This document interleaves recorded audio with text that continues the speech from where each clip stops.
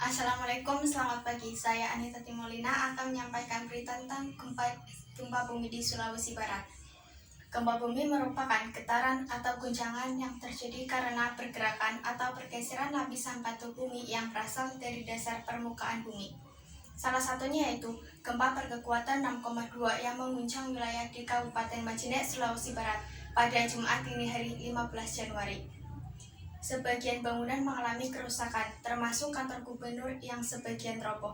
Sekitar 2.000 orang terpaksa mengungsi ke tempat yang lebih aman akibat gempa kuat yang mengguncang wilayah itu. Menurut Kepala Pelaksana Badan Penanggulangan Bencana Daerah Sulawesi Barat, Darno Majid mengatakan pihaknya masih melakukan pendataan dampak kerusakan yang ditimbulkan oleh gempa itu.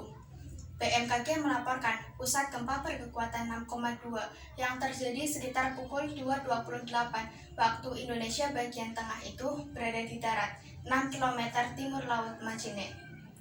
Gempa di kedalaman 10 km itu tidak berpotensi menimbulkan tsunami. Video-video yang menyebar melalui media sosial memperlihatkan kepanikan masyarakat di wilayah Majene yang berupaya lari ke tempat yang lebih tinggi sesaat setelah gempa. Gempa 6,2 itu merupakan gempa susulan setelah sehari sebelumnya. Wilayah itu juga diguncang gempa berkekuatan 5,9 pada Kamis 14 Januari.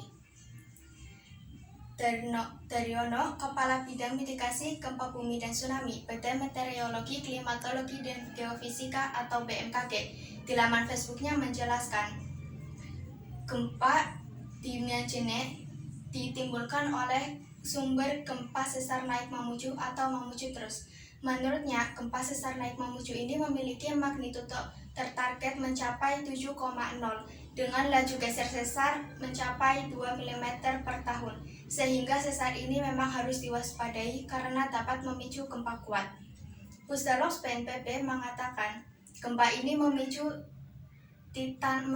tanah longsor di 3 titik sepanjang jalan Poros Majene Mamuju yang mengakibatkan akses jalan ini terputus. Sedikitnya 62 rumah, 1 unit puskesmas, dan 1 kantor polisi di Majene rusak. Sedangkan kerugian material di Mamuju mencakup robohnya sebagian hotel Maleo, 1 kantor polisi, 1 kantor gubernur Sulawesi Barat, dan beberapa rumah warga. Sedangkan korban tewas dan luka-luka masih dalam pendataan.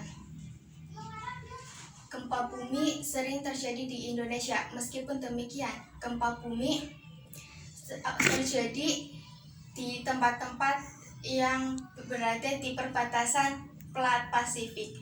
Oleh karena itu, waspadalah terhadap gempa bumi yang suatu saat akan terjadi kapan saja. Terima kasih dari saya. Wassalamualaikum warahmatullahi wabarakatuh.